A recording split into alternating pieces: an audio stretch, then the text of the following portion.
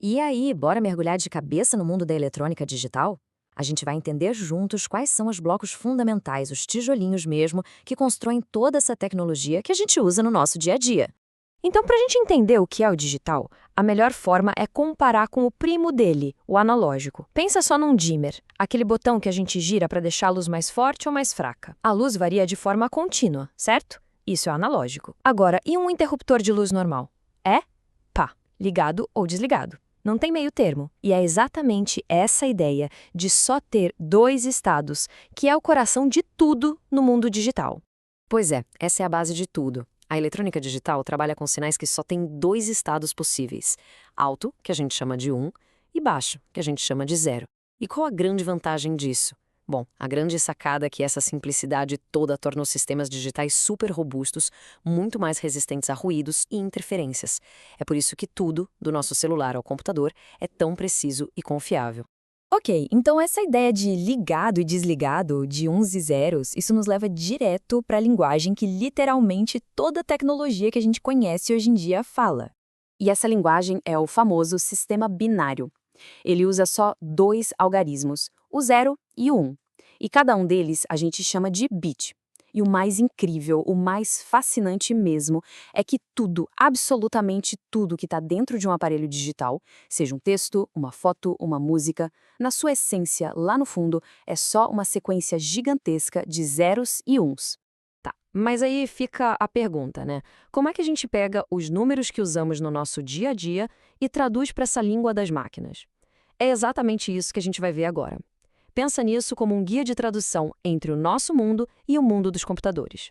Olha, para converter um número do nosso sistema, o decimal, para o binário, o método é bem direto. É um processo de divisões sucessivas por 2. Funciona assim: a gente pega o número, divide por 2 e guarda o resto. Pega o resultado dessa divisão, divide por 2 de novo e guarda o resto outra vez. A gente continua fazendo isso até não dar mais. A mágica, o pulo do gato, está em como a gente lê esses restos que fomos guardando. Vamos pegar um exemplo prático para ficar bem claro. O número 34. A gente faz 34 dividido por 2 dá 17 e o resto é 0. Guarda esse 0. Agora com o 17. Dividido por 2 dá 8 e o resto é 1. Guarda 1. E a gente vai seguindo essa lógica até o fim. E agora, lembra do pulo do gato? A gente pega todos os restos que anotamos e lê de baixo para cima. O resultado? 1010. Simples assim. O nosso 34 virou 1010 em binário. Beleza, então a gente já sabe ir do nosso sistema para o binário. Mas e o caminho de volta? Como é que o computador pega essa sequência de zeros e uns e transforma de novo num número que a gente entende? Olha, o caminho de volta talvez seja até mais fácil. É só pensar que cada posição no número binário tem um peso, uma potência de 2. Começando da direita para a esquerda, a primeira posição vale 1, a segunda vale 2, depois 4, 8, 16, vai sempre dobrando. Para converter, é só somar os pesos das posições que tem o número 1. Por exemplo, o número 1010. A gente tem um 1 na posição que vale 8 e outro 1 na posição que vale 2. Quanto dá 8 mais 2? 10. Pronto, chegamos no número decimal. Agora, tem um desafio prático nisso tudo. Os números em binário podem ficar enormes. Imagina uma sequência com dezenas de bits. Fica super difícil para nós, como seres humanos, ler e trabalhar com isso. E aí, como é que o pessoal que desenvolve software e hardware faz para lidar com essa sopa de números? A resposta é usar outras linguagens, que são basicamente uma forma mais compacta de escrever em binário. São como atalhos. E o sistema mais famoso para isso é o hexadecimal, o de base 16. Ele usa os números que a gente já conhece, de 0 a 9, e aí continua com as letras de A até F para representar os valores de 10 a 15. A grande sacada aqui é que ele é super eficiente. Um número binário gigante pode ser representado por um número hexadecimal bem curtinho, muito mais fácil de ler. E só como curiosidade, o nome hexadecimal é uma mistureba de grego com latim. Hex, do grego, significa 6. E decem, do latim, significa 10. 6 mais 10, 16. Faz todo sentido, né? Dá uma olhada nessa tabela. Ela mostra essa relação de forma perfeita. Repara ali, o nosso número 10, em decimal, vira a letra A em hexadecimal. O 11 vira B, o 12 vira C e por aí vai, até o 15 que vira F.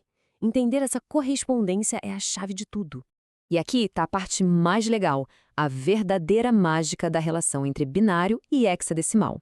Como 16 é a mesma coisa que 2 elevado à quarta potência, cada dígito em hexadecimal equivale certinho a um grupo de 4 bits. Então, para converter de binário para hexa, é só separar os bits em bloquinhos de 4. E para fazer o contrário, cada letrinha ou número vira seu bloquinho de 4 bits correspondente. É um atalho simplesmente genial, muito usado na computação.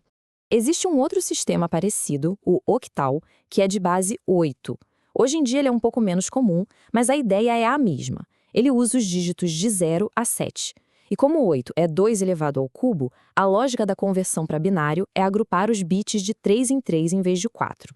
E para converter de octal de volta para o nosso sistema decimal, a gente usa aquela mesma lógica dos pesos de cada posição, só que agora com potências de 8. Por exemplo, o número 25 em octal, ele seria 2 vezes 8 mais 5 vezes 1. O resultado, 21 no nosso sistema decimal. A lógica por trás é sempre a mesma. E para a gente fechar, que tal um desafio? Usando tudo que a gente acabou de ver, o que será que a palavra café, escrita em hexadecimal, significa em binário? A dica é só lembrar daquela regra de ouro. Cada caractere hexadecimal corresponde a um bloquinho de 4 bits. É só substituir cada um deles. Fica aí o desafio para testar o conhecimento. A resposta está nessa conversão direta que a gente acabou de explorar.